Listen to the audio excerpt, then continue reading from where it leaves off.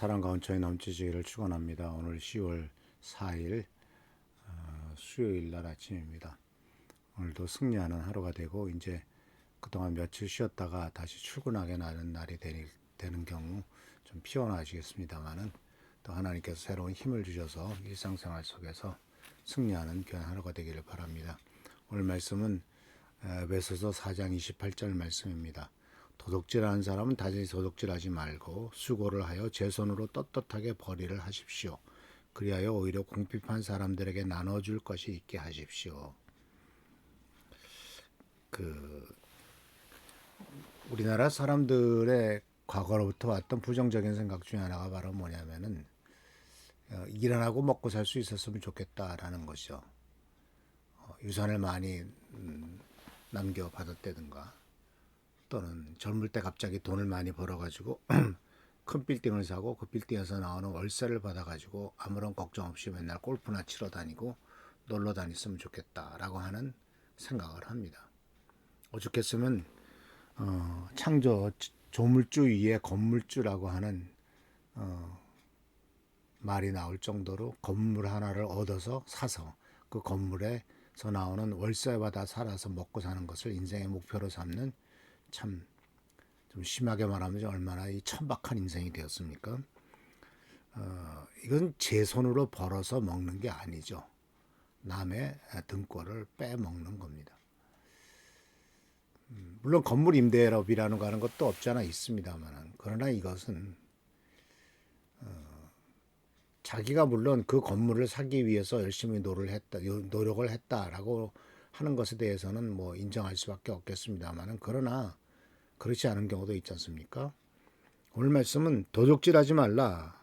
도둑질하자는 도둑질하지 말라.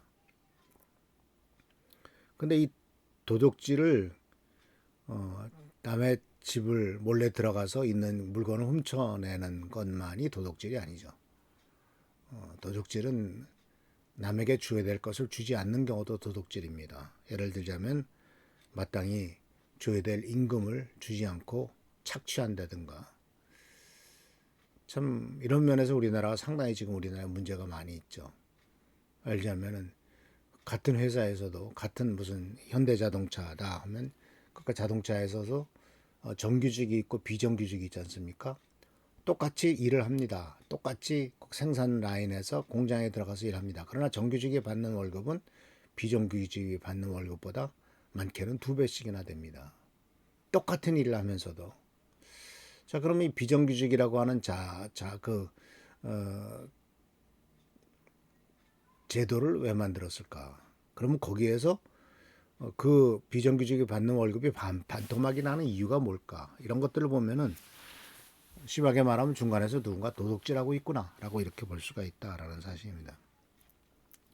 도둑질하고 하는 것은 결국은 자기의 노력과 수고, 땀 이런 것들이 에너지가 들어가지 않고 적은 에너지로서 많은 것을 얻어내려고 하는 것도 도둑질 중에 하나다라고 이렇게 볼 수가 있습니다.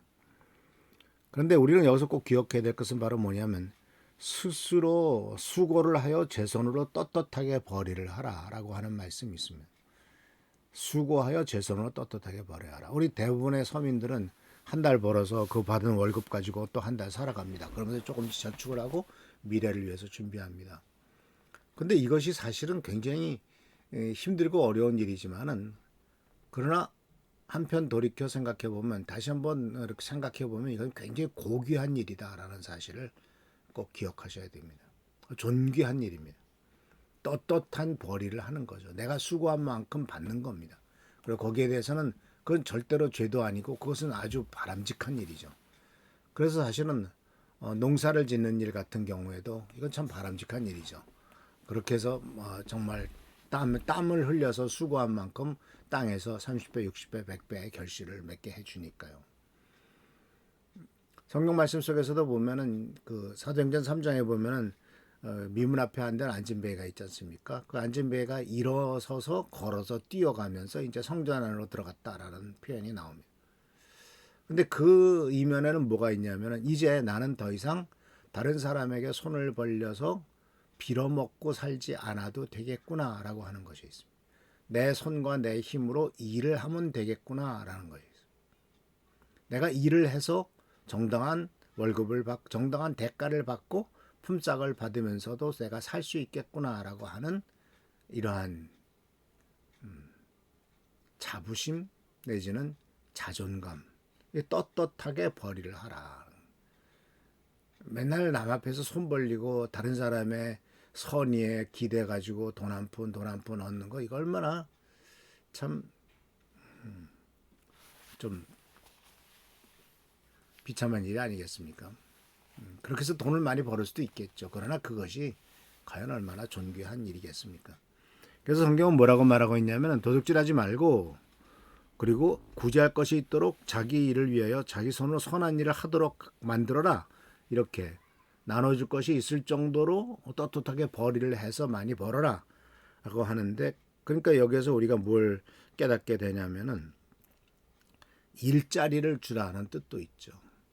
일할 수 있도록 기회를 제공하라라는 거예요. 근데 이 사회가 일하는 거하고 일하지 않을 때 들어오는 어떤 무슨 수급자가 받는 돈하고 이런 것들을 비교해 보면서, 일을 해야 돼. 어쩔 수 없이 일을 못할 수밖에 없는 것은 뭐 할 수 없는 일이겠지만, 그래서 도움을 받아야 되는 것도 할 수 없는 일이겠지만, 멀쩡히 일할 수 있음에도 불구하고 일하지 않고, 또는 그 정부에서 주는 돈이 더 많다고 생각하면 일하지 않는.